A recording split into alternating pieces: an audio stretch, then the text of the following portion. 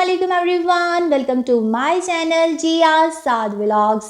आई hope कि मेरी YouTube family बिल्कुल ठीक ठाक और फिट फाट होगी और ईमान और सेहत की अच्छी कंडीशन में होगी। तो आज के अपनी इस वीडियो में मैं अपनी यूट्यूब फैमिली के साथ शेयर करूंगी अपनी कुछ रूटीन, अपनी कुछ हैबिट्स और मेरी मेथी के पराठे की रेसिपी जो कि मैंने फर्स्ट टाइम ट्राई किया है। तो स्टार्ट करते हैं आज के व्लॉग को। तो अपनी प्रीवियस वीडियोस में मैंने आपके साथ अपने किचन की डीप क्लीनिंग और अपने ड्राइंग रूम की डीप क्लीनिंग शेयर की थी और मैंने अपने टेबल के मैट्स और डोर मैट्स हैं वो सर्फ में भिगो कर रख दिए थे। उसके बाद मैंने उनको ड्राई किया था और ड्राई होने के बाद अब मैं मैट्स को डोर के आगे रख रही थी और उसके साथ जो मेरे टेबल मैट्स थे ड्राइंग रूम के, जो मेरे ड्राइंग रूम के टेबल मैट्स थे ना, उनको मैं ड्राइंग रूम के टेबल्स पे रख रही थी। तो यहाँ पर आप मेरे मैट्स देख सकते हैं और ये मैं काफ़ी अरसे से यूज़ कर रही हूँ। अब तो ये भी तौबा तौबा कर रहे होंगे, थक गए होंगे कि भाई अब तो हमें चेंज करवा दो। तो ज़रूर इंशाल्लाह मैं इनको भी चेंज करूँगी। यहाँ पर देखें, ये जो बड़े टेबल का मैट है ये यहाँ से ख़राब भी हो चुका है, फट चुका है। तो मुझे समझ नहीं आ रही कि इसके ऊपर मैं किस तरह के मैट्स जो हैं वो बिछाऊँ। तो अपने ये टास्क कंप्लीट करने के बाद अब मैं आ गई हूँ किचन में और यहाँ पर मैंने आपको बताया, मैं आपको दिखा रही हूँ कि मैं अपने धनिया को अब कैसे सेव करती हूँ। इस तरह से ना एक बॉक्स में मैं पेपर जो है वो रख कर ऊपर और नीचे से अच्छी तरह से उसको पैक कर देती हूँ धनिया को और फिर मैं अपने फ्रिज में इसको रख देती हूँ। तो यहाँ पर मेरी आज जो है वो सब्ज़ी आ चुकी है और इन सब्ज़ी को मैं उसकी जगहों पर रख रही हूँ। यहाँ पर ना मैं अपनी बहनों से ये बात शेयर करना चाहूँगी कि जब भी आप अपने घर ग्रॉसरी लेकर आती हैं या फिर आप वेजिटेबल्स लेकर आती हैं या फ्रूट्स लेकर आती हैं, तो सम टाइम हम इतना थक जाती हैं कि हम चीज़ों को वैसे का वैसा किचन में पड़ा हुआ रख देती हैं, छोड़ देती हैं कि जब हम थोड़ी रिलैक्स हो जाएंगी तो हम ये काम करेंगी। तो उसके बाद हम किसी और काम में बिज़ी हो जाते हैं। तो जब तक हम किचन में नहीं जाते हमारी वो चीज़ें उसी तरह पड़ी रहती हैं। तो अगर अचानक से ना हमारे घर कोई गेस्ट आ जाए तो वो किचन में चला जाए तो अच्छा इंप्रेशन नहीं पड़ता। और सिटीज़ में तो बहुत कम होता होगा, लेकिन गांव में अक्सर जो हमारे नेबर्स होते हैं या फिर हमारी नेबर आंटीज़ होती हैं तो वो तो बिला झिझक आपके किचन में भी चली जाती हैं, बल्कि वो आपके रूम्स में भी चली जाती हैं और फिर आपका सलीका देखती हैं।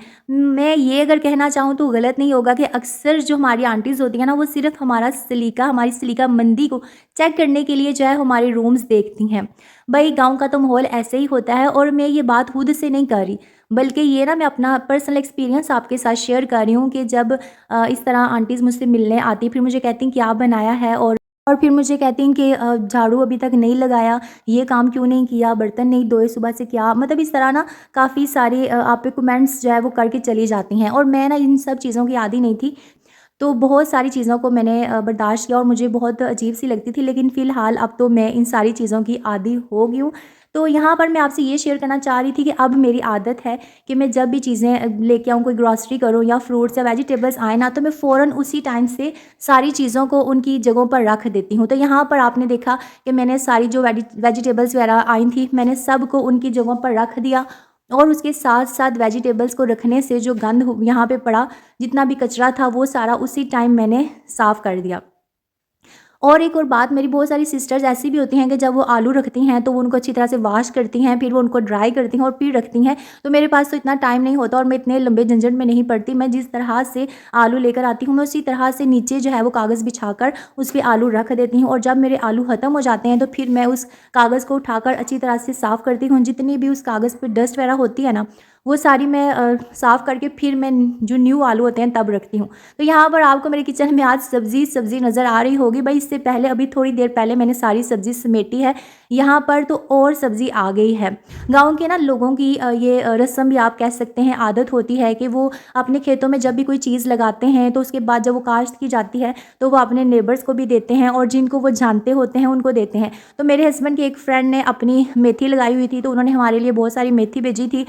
मैंने ऐसा किया कि उसमें से हाफ़ मेथी मैंने अपनी जेठानी को दे दी थी। तो फिर एक और घर से फिर मेथी आ गई। दूसरी आंटी जो हैं उन्होंने अपनी सरसों की सब्ज़ी लगाई हुई थी तो वो सरसों की सब्ज़ी लेकर आई, फिर शलजम भी लेकर आई। एक और घर से जो है वो हमारे लिए गोभी आई थी।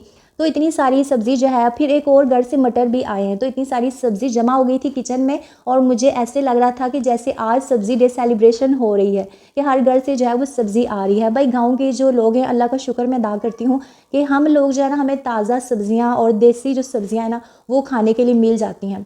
तो यहाँ पर ना मेरे हस्बैंड ने फिर फरमाइश कर दी कि आज हम वो मेथी की सब्ज़ी नहीं बनानी, उन्होंने कहा कि मेथी के पराठे बनाने हैं। और मैंने इससे पहले कभी भी पराठे नहीं बनाए थे। तो ये आप देख रहे होंगे, मेरी आदत है कि जब मैं गज्जा वगैरह पहनती हूँ ना, उसके बाद जब वो फूल मुरझाने लगते हैं तो मैं ना उनको फेंक नहीं देती गज्जे को, बल्कि मैं इस तरह से उन फूलों को पानी में ना डिप करके छोड़ देती हूँ। वो जो पत्तियाँ ना वो फ्रेश फ्रेश सी रहती हैं।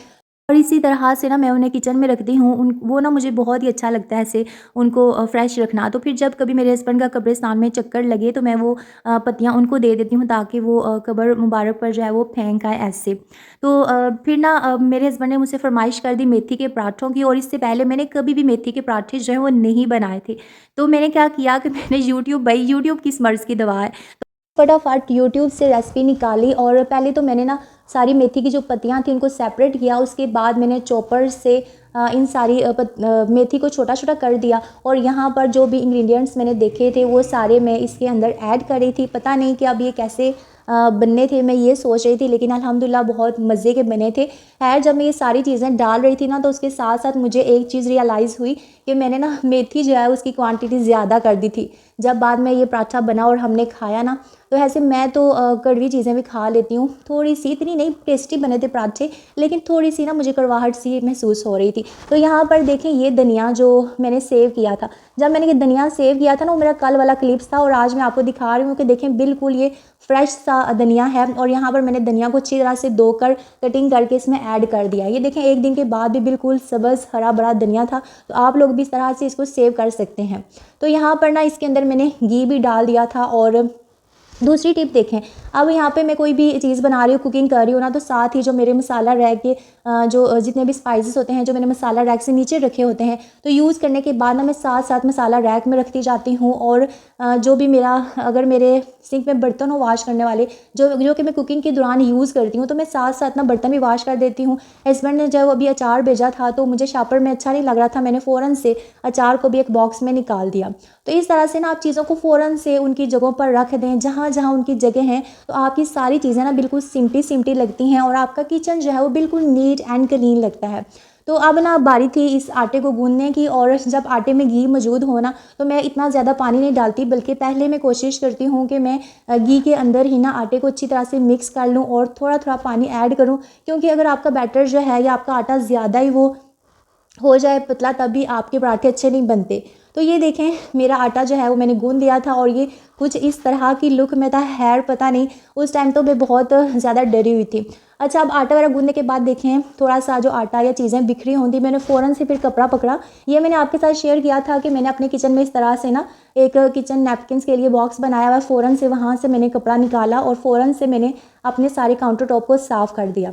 जब आपका ये कपड़ा जो है वो ज़्यादा गंदा हो जाए, आप इसको वॉश कर सकती हैं। यार मैं वॉश कम करती हूँ, मेरे पास ना पुराने कपड़े बहुत ज़्यादा पड़े होते हैं बच्चों के, तो मैं ना उनको किसी भी कपड़े को मैं ज़्यादा से ज़्यादा 2-3 दफ़ा यूज़ करती हूँ, और फिर मैं उस कपड़े को फेंक देती हूँ।